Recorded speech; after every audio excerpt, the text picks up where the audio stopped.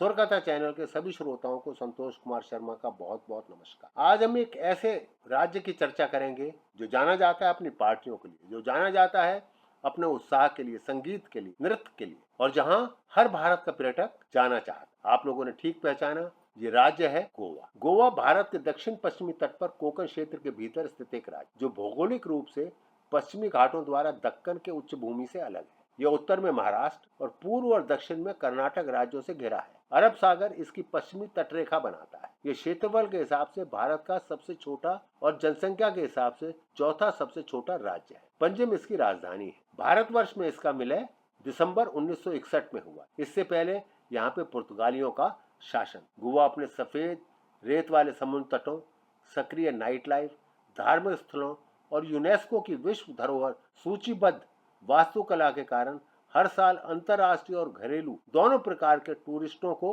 आकर्षित करता है। इससे पहले कि मैं गोवा में होने वाले विभिन्न त्योहारों के विषय में चर्चा करूं, आप सभी से निवेदन है, यदि आपने स्वरकथा चैनल को अभी तक सब्सक्राइब नहीं किया है तो कृपया अवश्य कर दें, क्योंकि ये आपको एक ऐसा माध्यम देता है जिसके जरिए आप भारतीय संस्कृति को जान सकते। तो आरंभ करते हैं गोवा में होने वाले त्योहार। गोवा कार्निवल यह 3 दिन और 3 रातों के लिए मनाया जाता है। 18वीं शताब्दी में पुर्तगाली शासकों ने इसको आरंभ किया था।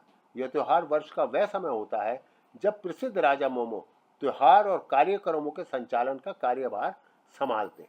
गोवा कार्निवाल यहाँ का सबसे मजेदार त्योहार है, जिसका उद्देश्य भोजन, पेय, संगीत, नृत्य और मस्ती का उत्सव है। दिन रंगीन और संगीतमय परेड द्वारा चिन्हित होता है, यानी कि रिप्रेजेंट होता है, यानी कि हर जगह संगीतमय और रंगीन परेड निकाली जाती है, जो राजधानी पणजी से शुरू होती है और पूरे राज्य में घूमते हैं। और शाम को कई प्रकार के भव्य समारोहों का आयोजन किया जाता है। क्रिसमस, ऐसा कहा जाता है कि गोवा से कोई अच्छा प्रदेश नहीं हो सकता जहां पर क्रिसमस को मनाया जा सके। अपने प्रसिद्ध समुद्र तटों और शानदार नाइट लाइफ के लिए गोवा मशहूरी है, और क्रिसमस मनाने के लिए इससे अच्छी जगह, जैसे मैंने पहले भी कहा, कोई और नहीं हो। अपनी पुर्तगाली विरासत और कैथोलिक आबादी के साथ गोवा में क्रिसमस बेहद उत्साह के साथ मनाया जाता है। चर्च और घरों को खूबसूरती से सजाया जाता है। आपस में यार दोस्त मिलकर शानदार भोजन करते हैं। बच्चे देर रात तक क्रिसमस कैरोल गाते हैं और हर उम्र के लोग मध्य रात्रि में प्रार्थना करते हैं। गोवा में नए साल की पूर्व संध्या। कौन ऐसा पर्यटक है भारत में जो नहीं जाना चाहता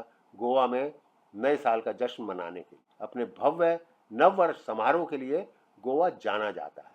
सबसे खास बात यह है कि नए साल की जब रात्रि आरंभ होती है तो पार्टी बंद हो जाती है। एक प्रकार से बास और ट्रांस संगीत को भी बंद कर दिया जाता है और सभी की निगाहें घूम जाती हैं घड़ी की ओर और 12 बजने का इंतजार करने। ठीक 12 बजते ही आतिशबाजी, शैंपेन और संगीत की धूम के साथ उत्सव का माहौल आसमान को छूने लगता है और दर्शक हड़ताल पर झूमने लगते। सेंट फ्रांसिस जेवियर का पर्व, यह त्योहार सेंट फ्रांसिस की मृत्यु के सम्मान के रूप में मनाया जाता। सेंट फ्रांसिस एक कैथोलिक मिशनरी थे जो 1543 में, यानी कि 1543 में गोवा के पुर्तगाली वासराय के साथ भारत आए थे। इनका मुख्य कार्य था ईसाई धर्म का प्रचार करना। जब 1552 में इनकी मृत्यु हुई तो ऐसा कहा जाता है कि पुर्तगाली व्यापारियों के एक समूह ने उनका अंतिम संस्कार किया और उन्हें आंशिक रूप से बिना बुझे चूने से भरे ताबूत में दफना दिया गया। कुछ महीनों के बाद देखा गया कि उनके शव में कोई परिवर्तन नहीं आया और तभी सेंट फ्रांसिस को संत की उपाधि से सम्मानित किया गया। 1994 में, यानी कि 1994 तक सेंट जेवियर के शरीर को उनकी मृत्यु के सालगिरह पर हर 10 साल में बाहर लाया जाता और शव को एक कांच के बक्से में रखा जाता था जिसमें पैर बाहर हो। पूरे भारत और दुनिया भर के लोग चर्च में पूजा करने और संत की एक झलक पाने के लिए आते। 1994 यानी कि 1994 के बाद सार्वजनिक प्रदर्शन को समाप्त कर दिया गया क्योंकि शव की हालत काफी बिगड़ने। 3 राजाओं की दावत, यह भी गोवा का एक बहुत ही प्रसिद्ध त्योहार है जिसे 3 किंग्स फीस्ट के नाम से भी जाना जाता है। ईसाई और गैर ईसाई सभी लोग इसमें भाग लेते। यह त्योहार उत्तरी गोवा के वैरम गांव और दक्षिणी गोवा के चंदौर के कैंसोलिम गांव में मनाया जाता है। यह पर्व माउंट की महिला कुंवारी माता मरियम को समर्पित है, जिनकी गोद में शिशु ईसा मसीह है। माना जाता है कि वे लोगों की रक्षक हैं और प्रजनन क्षमता की देवी के रूप में पूजी जाती है। यह उत्सव 9 दिनों तक चलता है और नौसा सैनारा डास, रेमिडोस या आवर लेडी ऑफ क्योर के सदियों पुराने चैपल में इसका आयोजन किया जाता है। अंगूर एस्केपेड यानी कि वाइन फेस्टिवल, अपने जश्नों के लिए मशहूर गोवा पंजिम में हर साल देश का सबसे बड़ा वाइन फेस्टिवल यानी कि ग्रेप एस्केपेड का आयोजन किया जाता है। दुनिया भर के वाइन पारखी वाइन और अंगूरों के लजीज स्वाद का लुत्फ उठाने के लिए यहाँ उमड़ पड़े। गोवा का यह मस्ती भरा फेस्टिवल न सिर्फ अपनी वाइन के लिए बल्कि अपने सांस्कृतिक धूमधाम के लिए भी मशहूर है, जहाँ हर प्रकार के पर्यटक आते हैं। इस फेस्टिवल में लजीज पाक कला, ढेर सारा संगीत, फैशन शो, नृत्य और भी बहुत कुछ होता है जो दर्शकों को प्रसन्न कर देता है। पारंपरिक अंगूरों को कुचलना, एक खास वाइन चखने का सत्र और द ग्रेप एस्केपेड क्वीन का चयन इस फेस्टिवल के मुख्य आकर्षण। गोवा खाद्य एवं संस्कृति महोत्सव। गोवा राज्य क्षेत्र में बेशक ही छोटा हो, परंतु अपनी पाक कला, संस्कृति और विरासत के लिए अनेक विविधता लिए हुए है। गोवा खाद्य एवं संस्कृति महोत्सव यह सुनिश्चित करता है कि पूरी दुनिया इसे देखकर आश्चर्यचकित हो। यह 5 दिवसीय महोत्सव अनुभवी और युवा प्रतिभाशाली रसोइयों के लिए एक ऐसा मंच बन गया है जहां वे दुनिया भर के दर्शकों के सामने अपनी पाक कला का प्रदर्शन कर सकते हैं। देश भर के संगीतकार इस अंतर्राष्ट्रीय दर्शकों के लिए प्रस्तुति देते। गोवा काजू नारियल महोत्सव। काजू फैनी को कौन सा वाइन प्रेमी नहीं जानता। गोवा में फैनी कॉकटेल के बिना पार्टी का मजा अधूरा माना जाता। काजू गोवा की अर्थव्यवस्था का एक महत्वपूर्ण अंग है और तटीय क्षेत्र होने के नाते नारियल भी काजू जितना ही पाक कला में महत्वपूर्ण है।